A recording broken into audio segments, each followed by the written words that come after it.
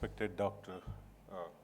Sebastian, Dr. Shiv Prakash, Dr. Rati, Madam, my dear friends, colleagues and staff. ಇವತ್ತು ನನ್ನನ್ನು ಭಾಳ ಉದಾರವಾಗಿ ಪರಿಚಯಿಸಿದ ಡಾಕ್ಟರ್ ಅಭಯ ಎಸ್ ಅವರಿಗೆ ಕೃತಜ್ಞತೆಗಳು. Actually, I will tell you the secret that I knew her quite late, but her brother, Dr. Prithvidatta Chandrashobhi, is one of the internationally known scholars and also a writer in Kannada, a columnist, and a good friend of mine. And her father was a professor in Mysore, and we as students used to get inspired by his writings, thinking, and always used to get some contrary view. So it's all coming back home like kind of feeling coming to Christ College. ಏನಂದರೆ ನನಗೆ ಕನ್ನಡ ವಿದ್ಯಾರ್ಥಿಗಳಿವತ್ತು ಒಂದು excuse ಮಾಡಬೇಕು. Doctor ರತಿ ಅವರು ನನಗೊಂದು brief ಕೊಟ್ಟರು. ಏನು ಅಂದರೆ I could make a mix of English and Kannada so that students of other languages here could be benefited by this. And I have a lot of association with Christ College because my daughter is an alumni of this institution, and more than 10 years ago, while she was studying here, it gave her a lot of courage and a personality in addition to her studies. To face any challenges of life or work any part of the world. And with that note, ನಾನು ಈ ಸಬ್ಜೆಕ್ಟನ್ನು ಒಂಚೂರು ಕನ್ನಡದ ವಿದ್ಯಾರ್ಥಿಗಳಿಗೆ ಹೇಳ್ತಾ ಇರೋದು. ಈ ಸಬ್ಜೆಕ್ಟನ್ನು ನಾನು ಒಂಚೂರು ಟ್ವಿಸ್ಟ್ ಮಾಡ್ಕೋತೇನೆ. ಯಾಕಂದರೆ post independence literary criticism is apt only for Kannada students. That's what I was thinking earlier. Since I have to talk for students other than Kannada as well, I would like to bring a bit of 20th century perspective of Kannada and then say what is its contribution to Kannada culture, language and thinking process as part of Karnataka and as part of, as Kuvempu said, Bharata Jananiya Tanu Jate. And Kuvempu recognizes Kannada in the most federal thought of India, that our Karnataka is the daughter of Bharata Mate, and she also uses two specific words, Jai Bharata Jananiya Tanu Jate. You know, he uses the word very aptly, you know, Jai and Jaya He Karnataka Mata. He makes that differentiation. This Jai has come from Bharat Mata Ki Jai. This Jai has come from Hindi. And this Jaya is very much Kannada, which is our identity, the identity of our culture, our language, our state, and India as well, and part of India. And the entire 20th century Kannada literature hovers between this Jai and Jaya concept of thinking. That's why our Nadagite, which is written by a greatest thinkers of our time, perhaps 4 top thinkers, I would always rate Kuvempu and Dr. Shivaram Karant as the top 2, and of course followed by many other great thinkers like Bendre, Masti and so many others. Having said that, what I would like to do is, I make an excuse to Kannada speakers. We can always discuss that, and we have many other opportunities to discuss as well. And we'll use this an opportunity to spread Kannada culture to the students who are not very well versed with the Kannada language and who have come from outside. That is one thing what I say. But what is the challenge for this kind of talk is, you see, for Kannada students it may become very introductory.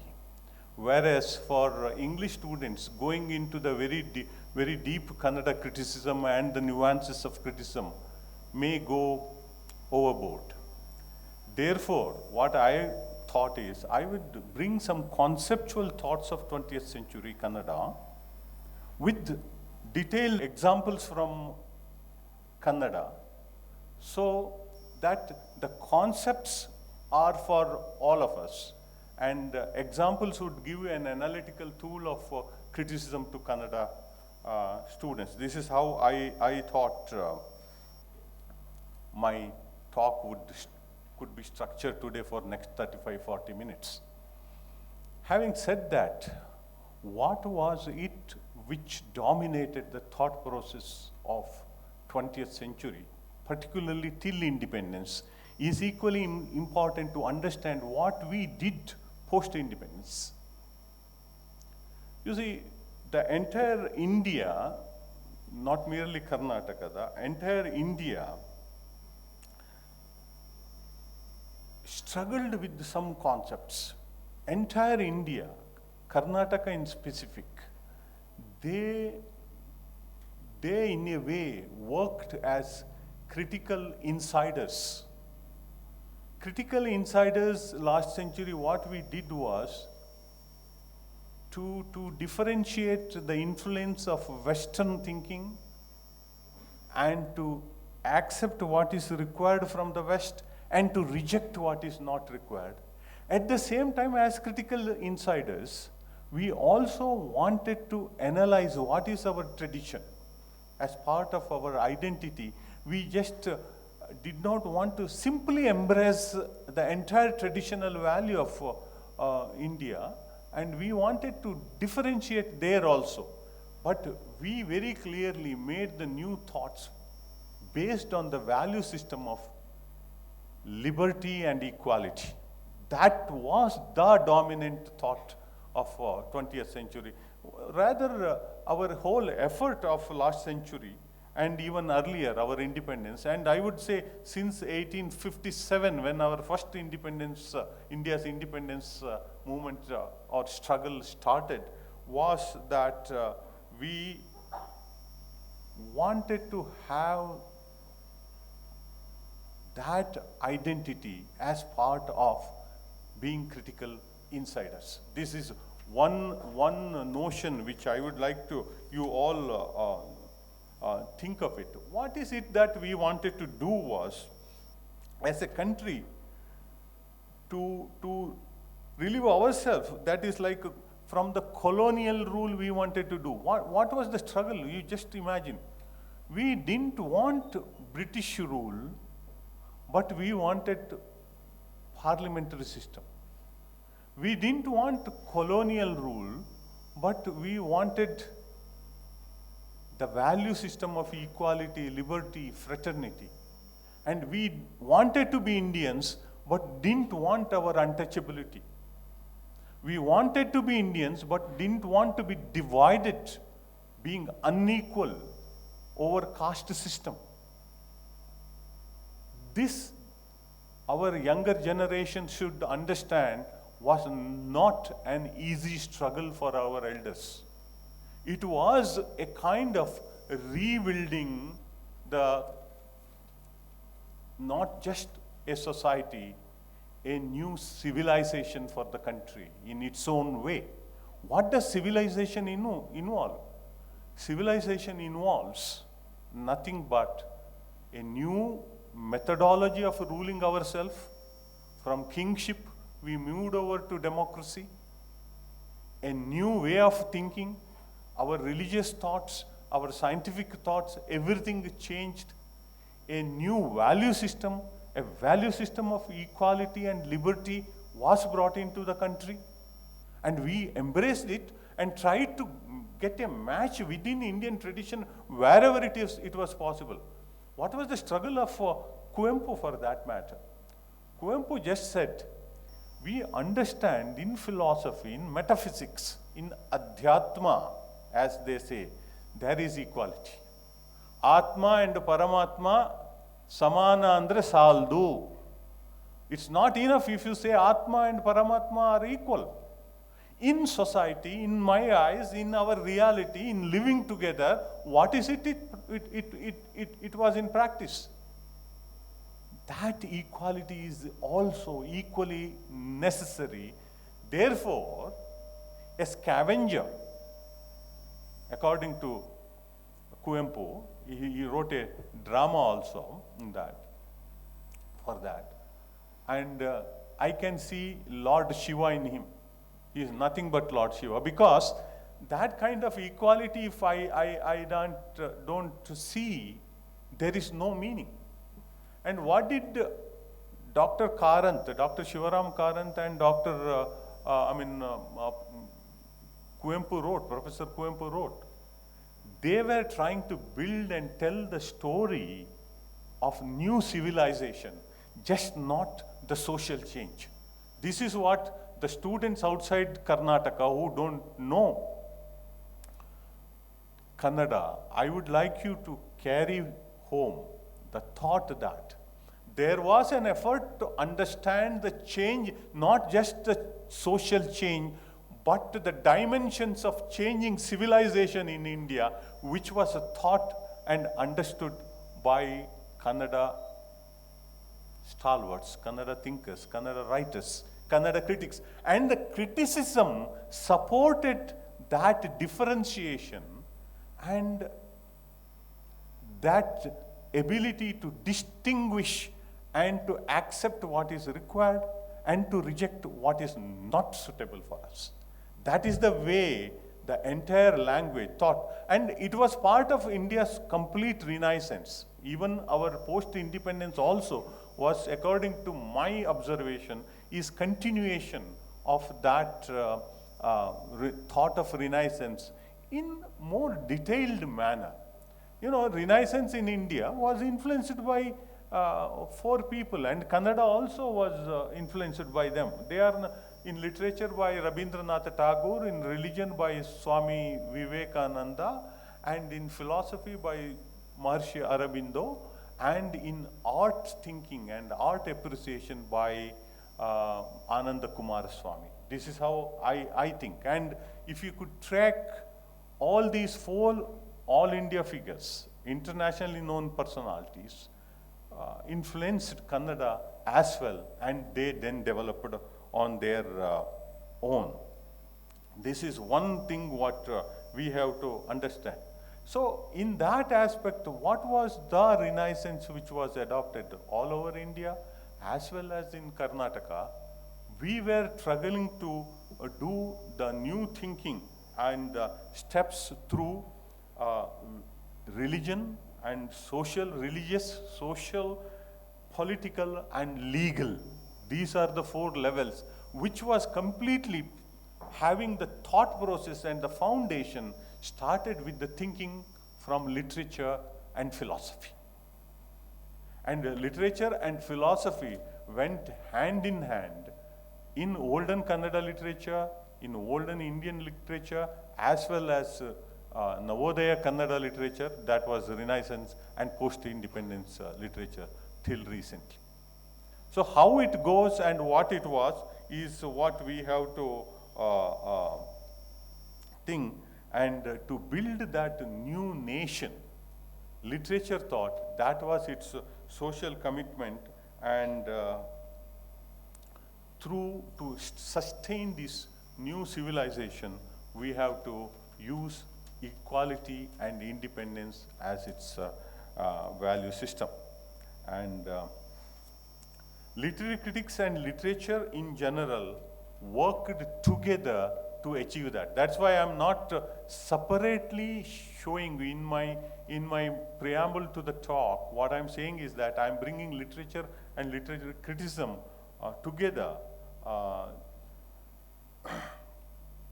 Today's literature, what we see, actually started with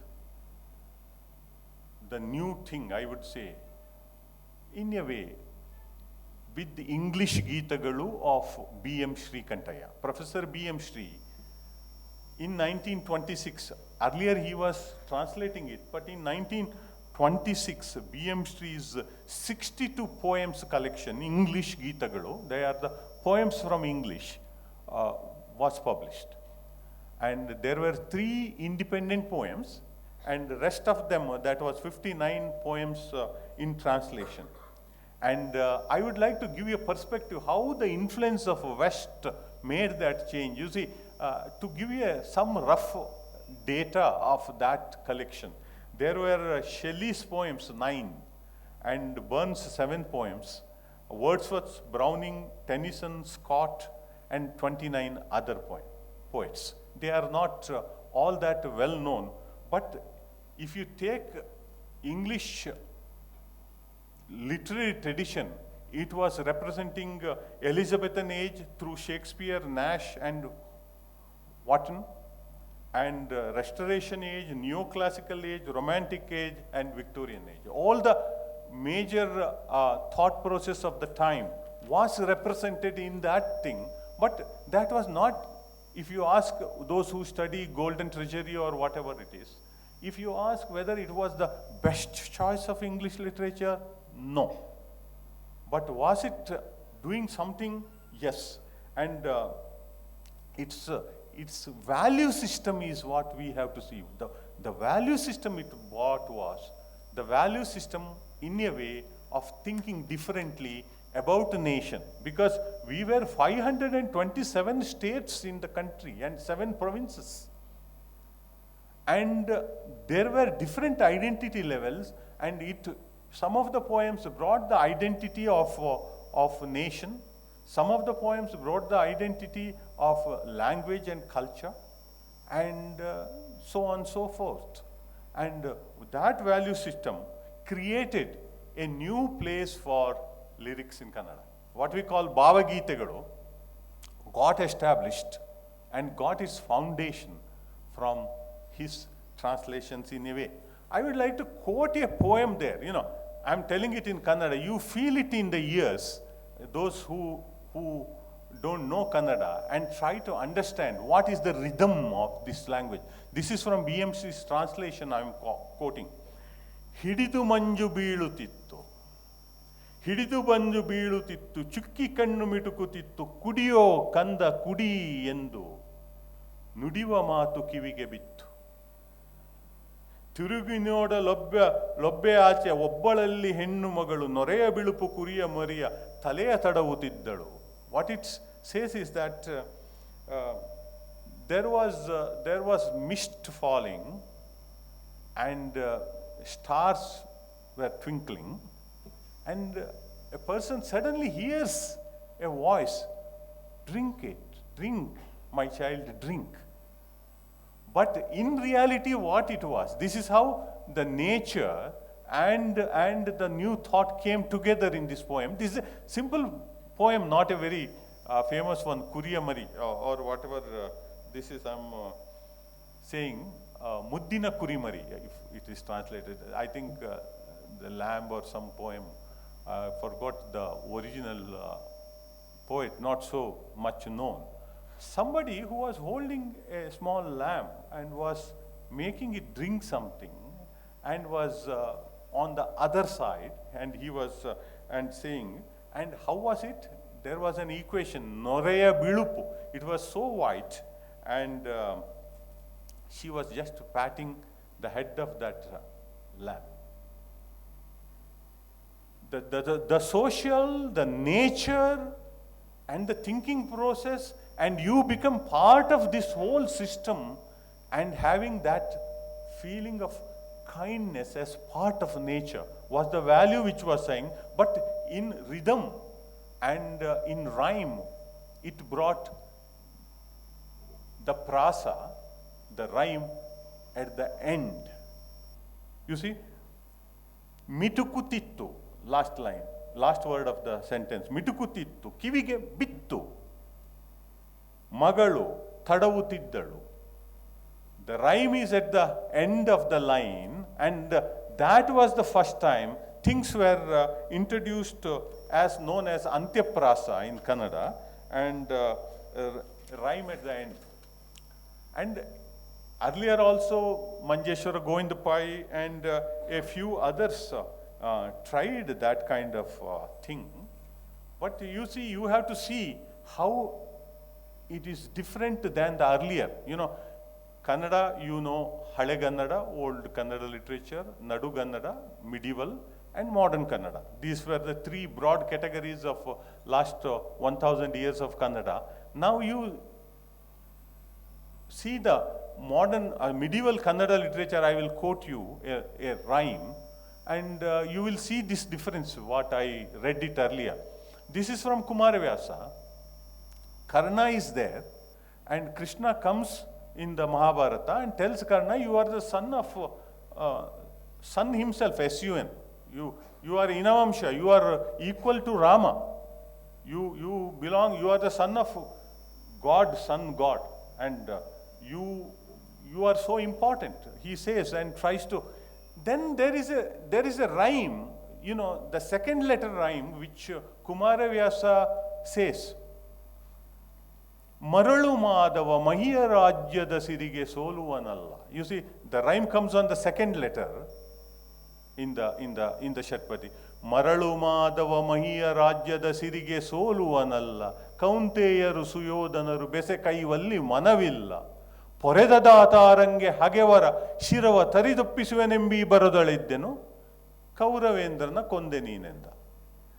The entire pattern changed when BM made this translation. It's closer to prose, it's closer to poetry, and there is a new dimension of language which was developed. Batakadgotpala Vana Vibrama Brahmariyappa Manohara Rajya Lakshmi, Pampa would say. And that is different rhyme altogether. And this, what started by BM Sri, read to where you think, like Kuvempu saying, Anantada Digantadim, Anantadim Digantadim, Anantada Digantadim, Node Moodi Tundu Moda Gopura, Baninettara, Giriya Bittara, Matigundu Arthabeke, Arthavidda Rastasaka, Arthavertha Vendu Tili, Modavannu Nodikali. You see, it's again, rhyme comes at the end, but a lot of association with nature and lot of philosophy along with nature, and in short forms, more meaning is efforted, and people have tried to go away from the storyline. Of course, there was story, but trying to be more lyrical, more philosophical, new rhythms, new dimensions, new concepts. And that is how things would come. Even in the philosophical dimensions also with the new rhyme, like Bendre, who said, this is from what is that? Gangavatarana. I think that famous line is Antarangada Mrudanga, where there is a line, Haneya Kannu Hurida Mela Nangavada Bhava, Tane Rasavu Aitu Soke Mula Ratiya Teva, Kannina Ratiyanu Yetti Otti Bantu Jiva. Complete mythical dimensions. When Lord Shiva burns Manvata, what happens and how it creates in the mind, and how not merely nature, even the Sringara gets into the philosophical dimension, in the metaphysical dimension rather, in Bendre. Haneya Kannu, that is the third eye of Shiva. Haneya Kannu Hurida Mele, Hurida is totally burnt. Anangavada Bhava. Manmata is also known as Ananga. He doesn't have any body, he lives in the mind. That's Anangavada Bhava. Because the effort was to get what is bhava as part of philosophy, as part of living, as part of making life meaningful. Masti called his biography Bhava, 1, 2, 3, 3 volumes. And Bhava was the thing. Until then, Indian criticism, particularly poetics, thought Bhava is very laukika samanya and rasa is lokottara. This is what our poetics said. Rasa is lokottara. it at least rasa experience takes you for a minute beyond one's own mundane experience and leads you to the metaphysical feeling. Whereas bhava is laukika samanya, it's an ordinary mundane real life experience. Transcendence happens with the rasa. And the entire Navodaya, literary criticism, I will come to that, tried to make you realize whether the rasa poetics of India and the literary criticism, poetics, criticism of West, particularly romantics and earlier, could be equated and made some new thought process. Whether there could be something which we can take something from them and reject something from them. Take something from here and reject something from them. This is part of the acceptance and rejection of that value system as part of one's own identity. Even in politics, it developed that way. That is what I would like to say. And Putina also wrote Sthavaragiriya, Chalanadase, and all those kind of things. So what this is in rhyme, but in poetics, what is the new thing which B.M. Shri and his age brought to Kannada? The concept of tragedy, which B.M. Shri thought, is something which we have the potential, but which we don't practice in our literary criticism, is the one which should come to India. That's why he practiced and wrote and developed and propagated the concept of tragedy, which could be part of Indian literature. The West performance of that was done by Teenam Shrikantaya, who wrote an essay, which is a classical essay by itself. But you have to understand the kind of influence, because he is not a Teenam Shrikantaya, Teenam Shri, who is known as Teenam Shri, who wrote Bharatiya Kavya Mimamsa in Kannada, is definitely not an ordinary mind. It's one of the world-class minds. What anybody could feel that. The precision of writing, the understanding of poetics, his knowledge of linguistics. He even went to England and USA and studied linguistics also, sent by Kuvempu himself. None other than Kuvempu himself worked on sending him to abroad to study linguistics. And the kind of understanding of modern literature as well as poetics, who wrote Bharatiya, Kavya Mimamsa. Bharatiya Kavya, till then, entire India, there was no use of Bharatiya Kavya Mimamsa. In the entire country, it was he, Teenam Shrikantaya, who first called Bharatiya Kavya Mimamsa, and today everybody says Indian poetics. That the contribution which Kannada gave to the entire country. We had so many scholars in English, so many scholars in Sanskrita, in all local languages, but this new thought went from Karnataka, first time, to call it Bharatiya Kavya Mimamsa. The book was published in 1952 and written in 1949.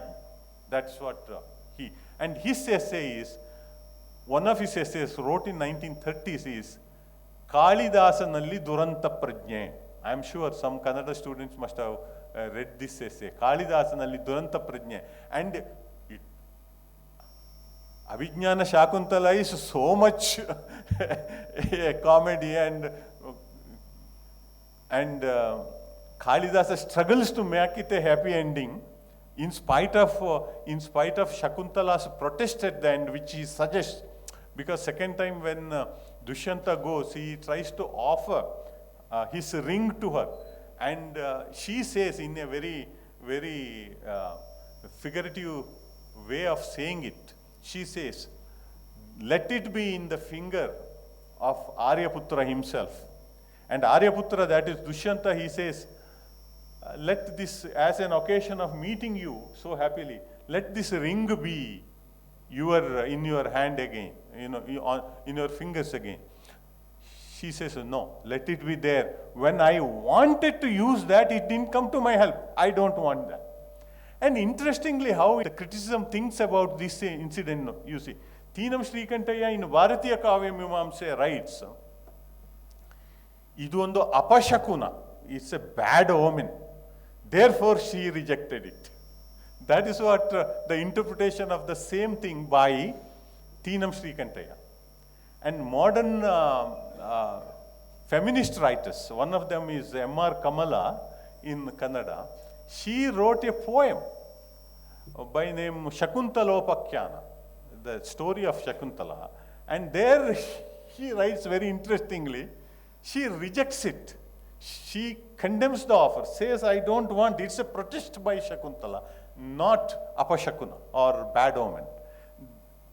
You understand the scene, 1935, 1949 to 2000, what the kind of change in identity.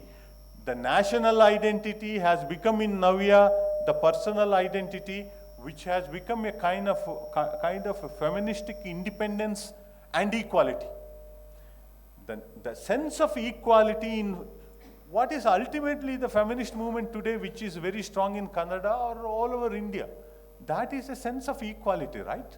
We don't want male hegemony. We don't want male dominance. If you treat us as having the value system in the society as equal, let it be between man and woman. What is there? Why should a husband be superior? Why should a father be superior? Why can't we all be equal? In whatever way. Can this society, can the home, can the living together run without a man and woman coming together? This is the question, right? I am giving you the example of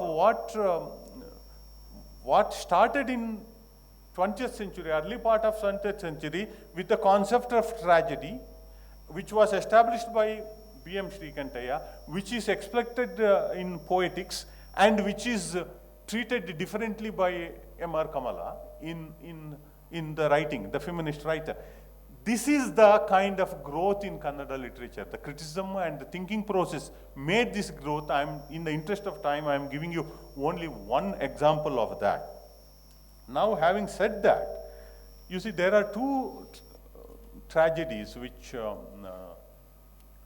B.M. Srikantaya wrote. One is Gadayuddha and one is Ashwathaman. He has picked up the story.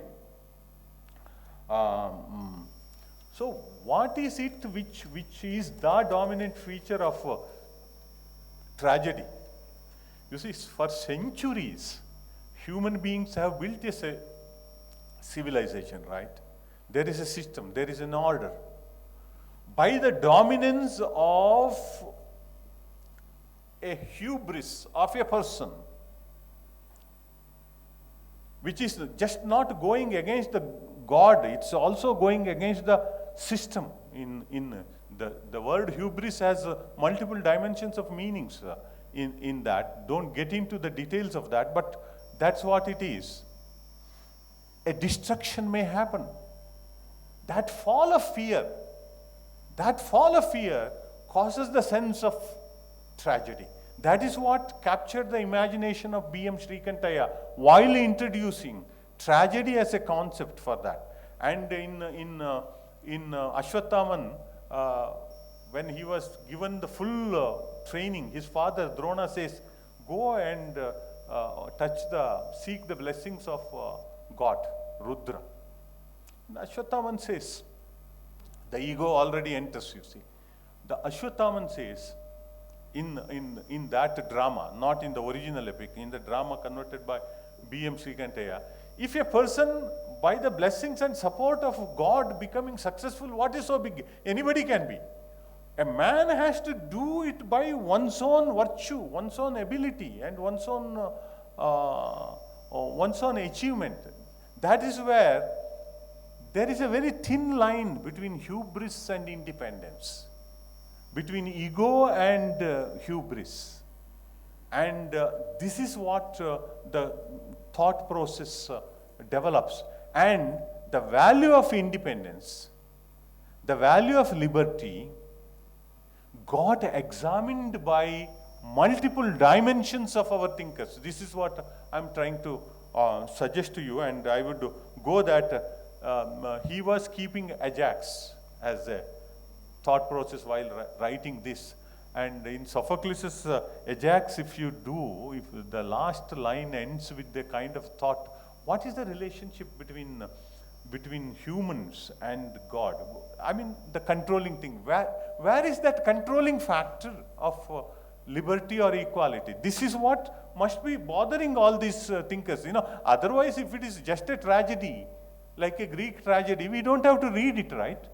If it has come into Kannada, it has given a new dimension to examine the liberty and the values of equality in Kannada society, in Karnataka, in Kannada language, in our society, to see this as what it is and to examine the other side of it.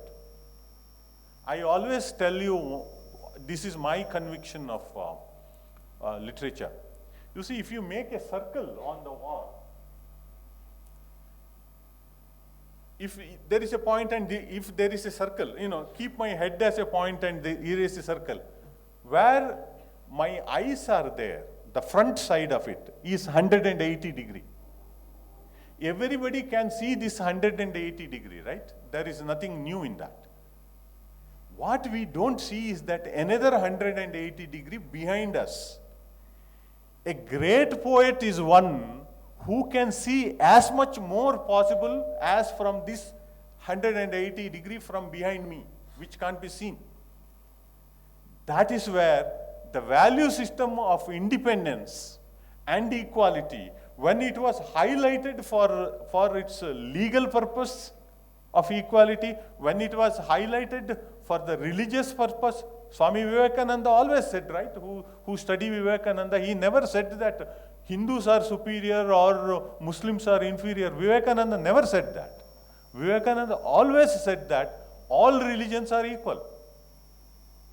He never said anything beyond that kind of thing. This value system, when it was going on the social front, religious front, more subtle, which is not seen in this 180 degree behind you, that is what our poets and critics were examining. And if B.M. Srikantaya wanted to examine this aspect of human ego, that's where the liberty and where the independence stand and where it has to compromise, what is its real value, and in connection with, may not be with God, but with the government tomorrow or something else, where it has the touching line, the line of control, the line of divide.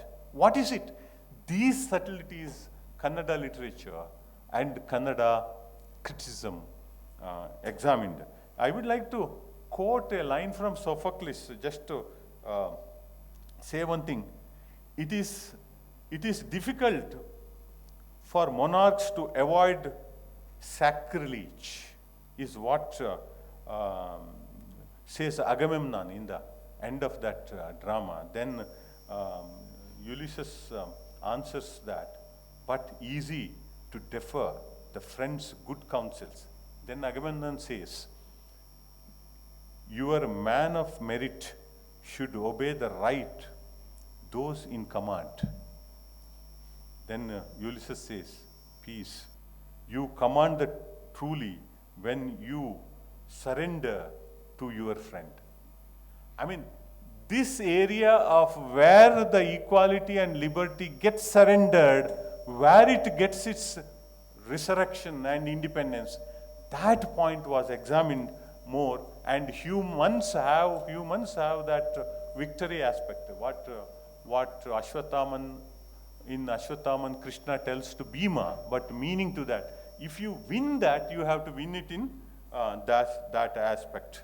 Now the second step of criticism was in 1924 when Masti wrote an essay called Vimarshya Karya, which is what is the role of criticism. In the entire thing, there was no modern literature developed by 1924. He gives lot of examples from Valmiki. And Masti says, you see, the pratibha is the concept here. Can we bring the primary imagination and secondary imagination concept of Coleridge and other concepts propagated by Wordsworth and others in romantics and Matthew Arnold like, and bring it to Kannada, where we can bring our rasa theory and to see some differentiation. This thought, which started in 1924, never left the mind of Kuvempu. Kuvempu was just a student at that time, right? And in 1922, after Bharatiya Kavya Mimamsa, written by Teenam Srikantaya, in Raso Vaisaha, Kuvempu writes. You see, he brings literary criticism, practical criticism from I.A. Richards' quotes in detail. See, Raso Vaisaha is the book. I don't get into the thing in the interest of time. Kuvempu says, if we go by the total rasa theory, there is no way we will differentiate good work from the bad work. If we get rasa, even from a bad work, it is an experience. And even from a good work, it's an experience. Where is the differentiation? Therefore, we may have to develop something, in Rasa Vaisa Kuvempu writes, something which differentiates from good to bad.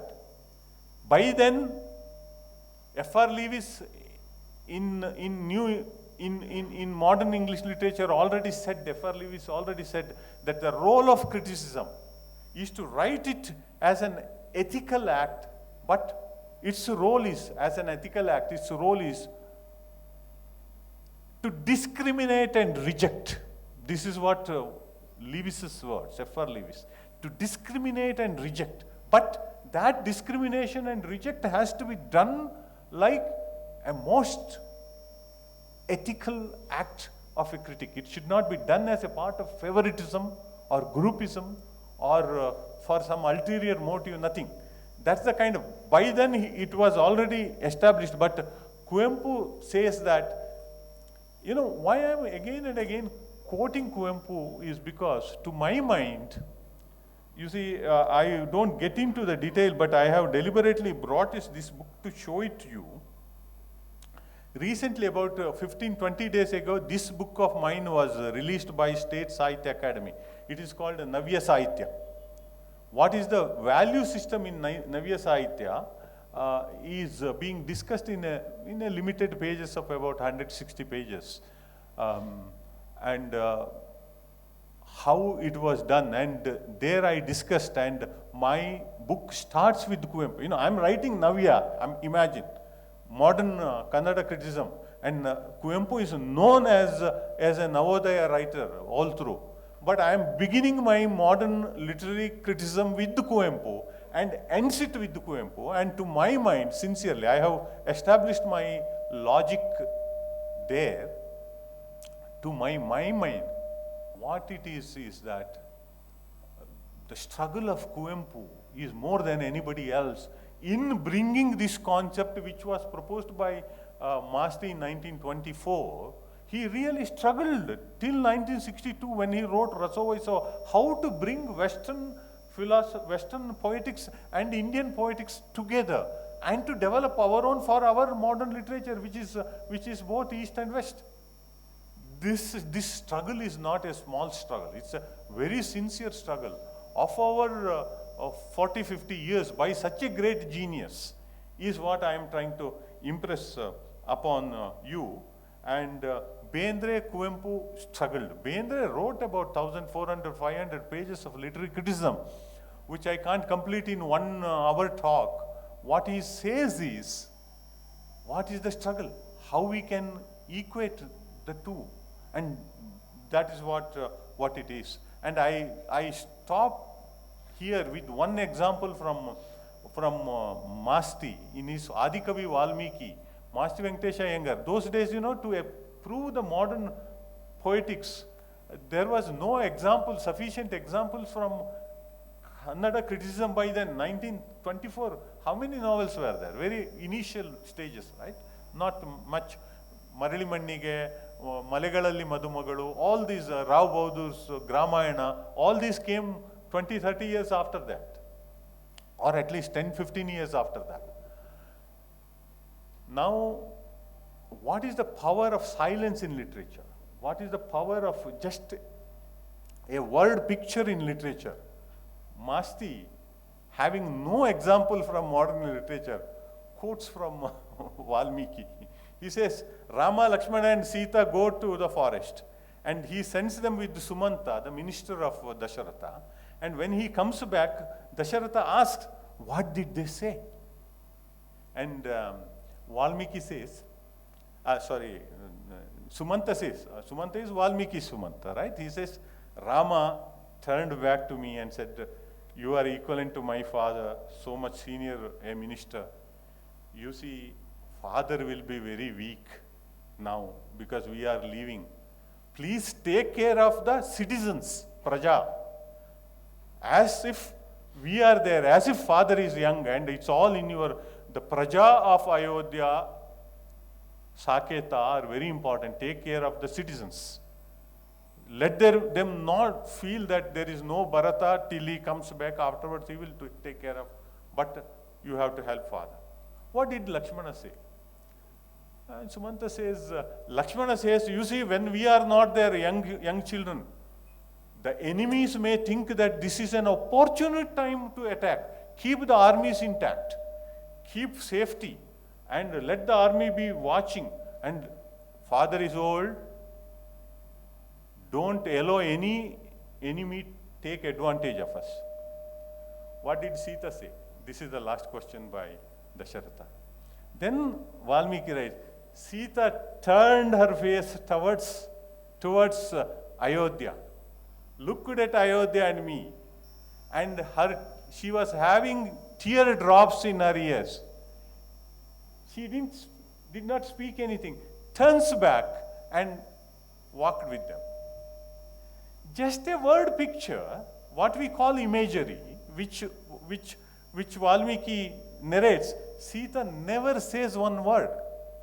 But her face is explained with the teardrops coming, looking at Ayodhya, looking at Sumanta, goes with them. This is the power of word power. This is what Masti writes in 1924, 26, 29. The book was published in 1938. Adikavi Valmiki was, and it's a bold book where he wrote staying. It was a very courageous thing at that time. He says, instead of literature living in the lack, LAC, lack is Aragu, what we say. How do you pronounce it in English? Lack, right? LAC. Lack, Aragina Aramane. That is, instead of literature living in the palace of lack, Aragina, in the candle palace like lack, Aragina Aramane. It better to be an inferior literature. If it goes into the religious palace of lack, it will be burnt. After that, it will not have anything. The original strength of Ramayana and Mahabharata, Masti says, though Masti was worshipping, reading Mahabharata, Ramayana every day, Dina Beligge avaru ಪೂಜೆ ಮಾಡುವಾಗ ಪಾರಾಯಣ ಮಾಡ್ತಾ ಇದ್ರಂತೆ ಯಾವುದನ್ನ Ramayana. But he says, we have to understand it as a value of literature, not as religion alone. It was quite a bold decision at that time.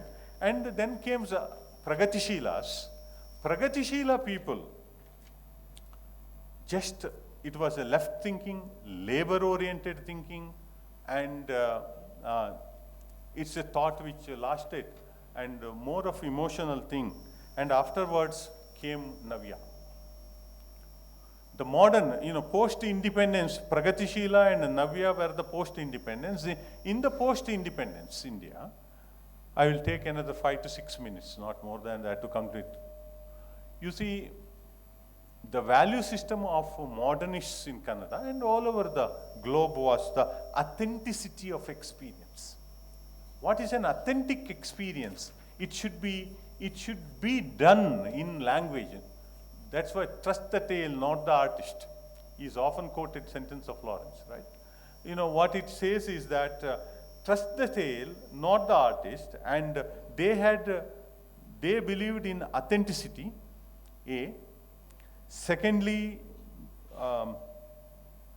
they wanted to have that experience and the value system not as morality and ethics mentioned in earlier literature, I would like to give one example from the novel of, drama of Girish Karnad to make it easy and go.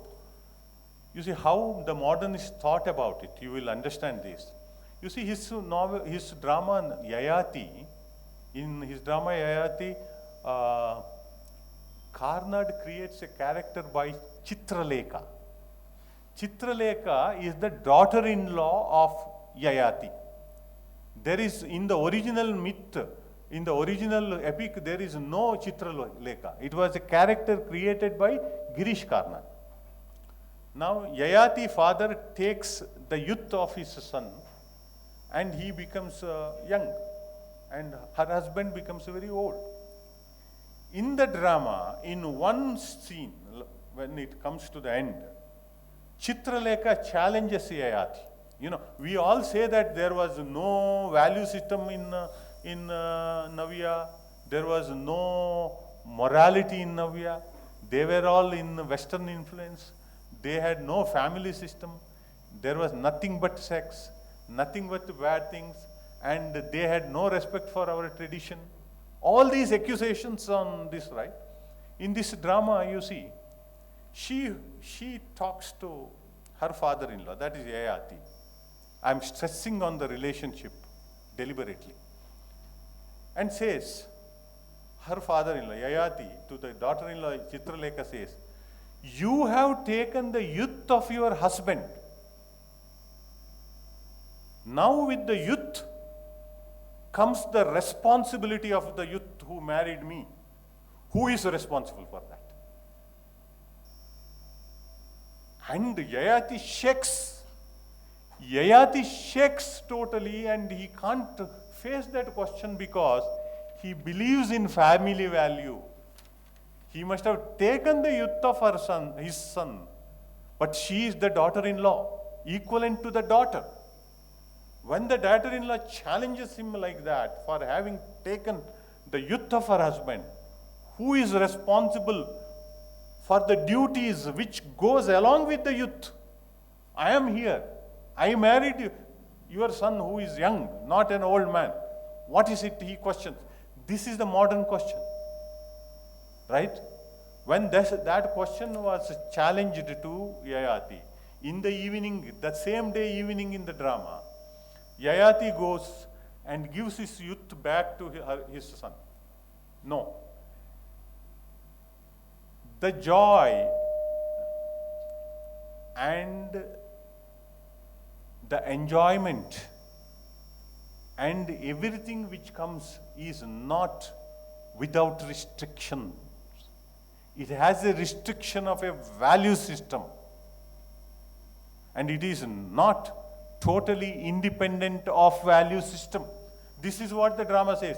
And that night, when Yayati's son goes to Chitralekha, she hangs herself and dies. And then he asks the question, Devare idarellathar arthavenu? That's how the drama ends. Oh God, what is the meaning of all this? And Navyas also, the value system of Navya, even in its criticism, is equality and liberty. And equality and liberty, I am stressing today, even in our society today, even in our politics today, even in our society today, the question of equality and liberty is challenged all over India today. That's what any writer, any critic, any sensible person should ask ourselves internally. What is the value of equality? Can we discriminate some religion, some caste, somebody as inferior? Aren't we equal? Aren't the states equal? Aren't the languages equal? Aren't the religious equal?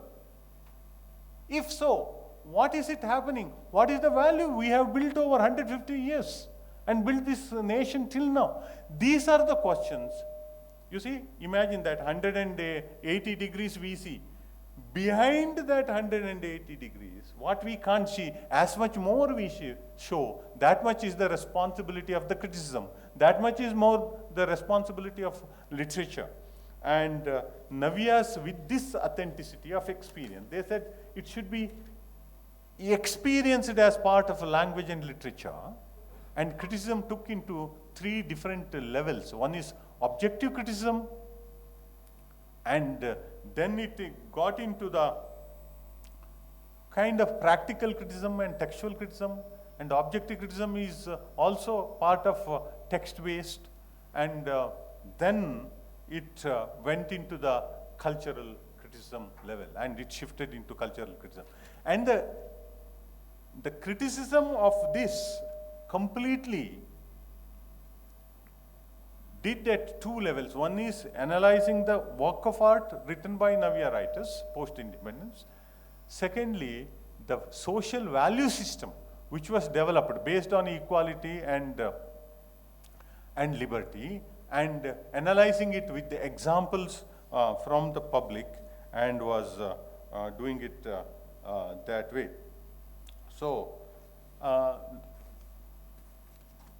Navya criticism, which is post-independence criticism, caused some tension in Kannada thing, because they broke many rules. Many rules in the sense, I'm just saying, there are certain normal rules of criticism. If you can't compare a novel to a vachana, you can't compare a drama to a poem. But they did it.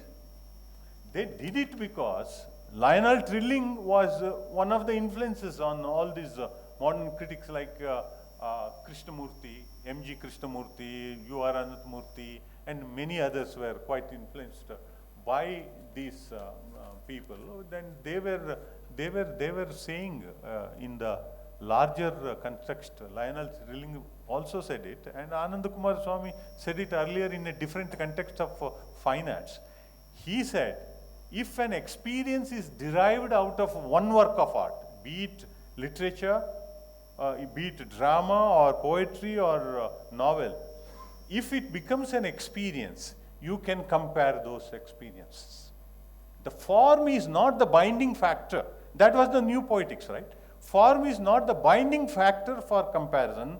The comparison could be done with an experience derived out of the literature written in a particular form.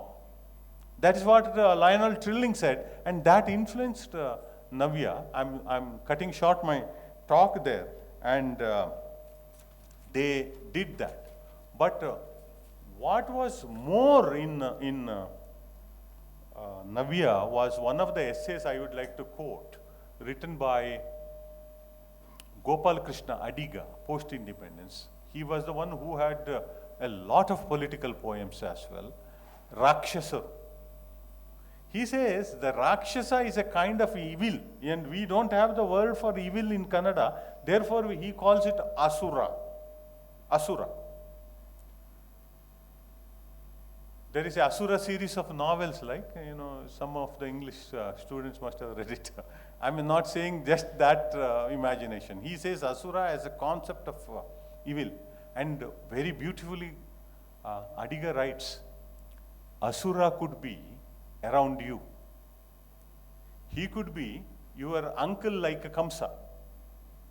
He could be your father like Hiranyakashipu.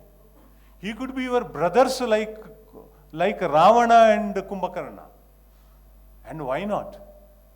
Sometimes he could be you yourself. And hidden in you that evil, that realization is what is more important. And that is which stabs, which destroys the value system developed by equality, developed by liberty, and developed for one's own identity. And he also adds the thing, as part of this identity, self-respect. And again, go back, the kind of literary thinking we did, this self-respect and ego and hubris, there are very thin lines you have to have. Like Agamemnon, in 1 minute you have won the whole war, you came, and when the red carpet was put behind him, 1 minute he thinks, This is for God. 1 second. For me, why did they put it? Then he again in the next second he thinks, if I, who won this Troy war, cannot walk on this, who else on earth can walk? And he walks. The wrong is done. The mind is, that is what Navyas said, Sankalpa Himsa. Sankalpa Himsa in Navya is the Himse, the violence decided in the mind is more dangerous than, and for that they are deriving from Avaidika thought of Jainism. The kind of challenges were always like that, and then came Dalitas and Bandaya Sahitya, where they said Dalita Bandaya is nothing but, they said Ashaya is more important.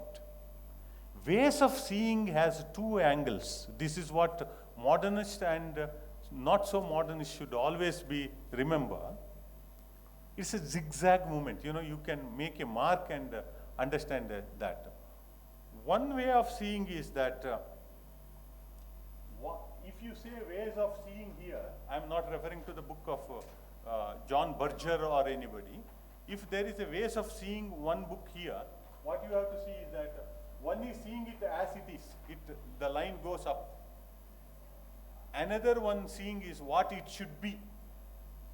What it should be, it comes like this and moves up. You know, it's like a cross mark, always goes up and down, and it's a multiple. Just imagine in your mind a picture of multiplications of x's put in a line. Up, down, it goes. What it is the one way of seeing. What it should be is a grasping. These two are different things, but both are two sides of the same coin. Once we see the other side and get mesmerized by the one side of the coin, and then we get realized that this is reality. Without idealism, practical world doesn't exist. Because what is practical today is not ultimately the reality. It will change. Without hope, no human society can do. Today, if our liberty and equality is challenged in our society, I would like to live with the hope that this is not an end by itself. We will come back, we will bounce back, and we will get our equality and liberty back. Because it's a value which is a human value, which is accepted all over the world. You understand what I'm trying to say? You see, it is like this and this. This way, if you see, once it goes down, and again it crisscrosses always and moves. Idealism is the one which was in the Navodaya time, Renaissance time. They always wanted to see what it should be. I always remember one example in the Nenapina Doniyalli, the autobiography of Kuempu, where he says in 1929 he goes and sees Ganga river and it's full of dirt. He can't take a holy dip also there. And Kuempu writes, forget about holy dip, I can't even sprinkle water on my head, so dirty. After going to Matta and all that, temples, etc., in the evening he goes back to his room and writes a poem in his diary. In the autobiography it is quoted by Kuempu. He says, Pavitra Bhagiratiyali Mindu. You become very holy after taking a dip in the Ganga and become purified, and then think of a great God and all that. That is what he desires. That is what he wants to see. This is what he sees. Sometimes it comes across in the same mind, but in reality, ages wants to see. The Dalita and Bandaya literary criticism wanted to see the Ashaya. That is aspiration. They wanted to see equality, and they know that there is no equality. There is untouchability, even in the newspapers today. It is not merely religion-wise hatredness, even caste-wise untouchability we see. They see that. 1932, there was Chomanadudi, written by Dr. Karant. And then there is untouchability by Mulkrajanand. And so many writings happened. And the examination of untouchability done. And our liberal thinking started with the widow marriage, widow education. All these basic things which literature tackled and developed in Kannada literature, and literary criticism time and again gave support to that. And what I would like to say in conclusion is that this, what it should be, seeing what it should be, was the concept and is the concept in Navya and Bandaya. And Navyottara is developing a kind of fragmentation, but the desire is again how to bring link. That bring link in a fragmented experience is nothing but what it should be. And Navodaya time, pre-independence, there was a concept which was essentially developed by Aurobindo, that is Vikasa Tattva, as it is the kind of growth thing. Vikasa Tattva is what he did it. And again, to give you an example from Kuempu, you see, there is Badugalla Somu, who have read the novel. He was stealing meat and all that but by going closer to Huvaya, he grows, that Vikasa happens, and he becomes Seregara Somappa, a higher level. But what about Huvaya? His Vikasa Tattva happens by going closer to Buddhism and gaining the values of Buddhism, the sense of equality, the sense of internal search, etc., and lives. Whereas in Navya, that is in the modern post-independence, Shodha Tattva, the search, was the kind of concept, and literature says the experience should be explored, and that has to be done. And Dalita Bandaya again went into the idealism, Adarsha Tattva, as it is says, but all three searched and examined the values with literature is Samanate. You see, Dalita and said, Yellige bantu swatantriya, yarige bantu swatantriya. Where did this swatantriya come, this liberty? And to whom? This is what Siddhalingaya's poetry, right? And in poetry, Adiga also did it. In creative writing, they did criticism. And the criticism was the society and examination of our own living.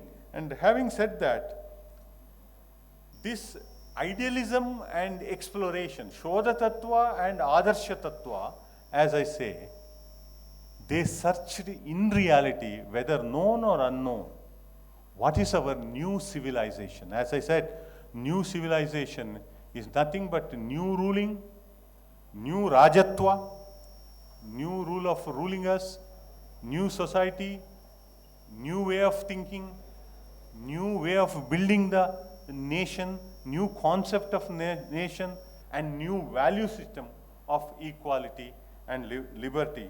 And perhaps the best known faces of this new civilization, search for new civilization and the values of new civilization, done in Kannada first by Dr. Shivarama Karanta, and in a way Kuempu. Shivarama Karanta wanted to have equality from the value system of environment and all society, environment, cosmos, everything done. And Kuempu said, it should not be just at the level of Atma and Paramatma. In the society, in our living, in our way, it should be that. So, what I say is that we all ready to agree that Tolstoy is the storyteller of new civilization, right? We trust that statement because that statement was made by Lenin. And why should we feel inferior to say that there was a new civilization being built in our country, and Karnataka is building a new civilization based on equality and liberty, and these writers did it, and the front-ending authors are like Dr. Karant and Professor Kuempu. Why can't we say that? Therefore, as a literary critic, I feel that the entire search of criticism was the search of value system which we developed with the invention of, or with the entry of Britishers and the new East-West facing of it. Earlier there were new thoughts came from Persia and other parts of the world.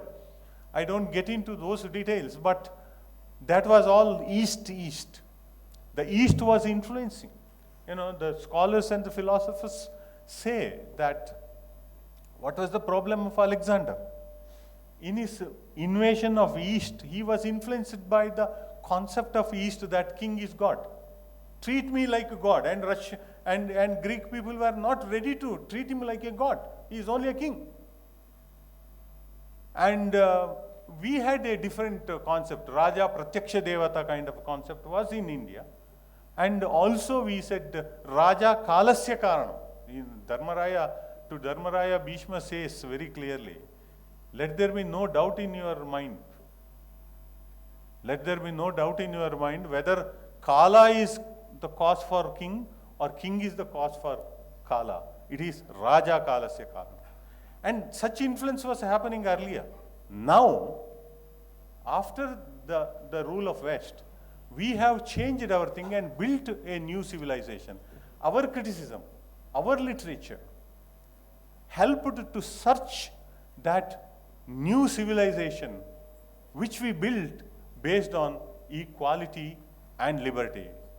And as a writer in Kannada, as a person who is concerned about this value system, it is the duty of younger generation like all of us. Rather, I am a little older generation compared to you, youngsters here, students. It is the duty of this younger generation to protect the value of liberty and equality at all spheres of our living in this country, which is your future.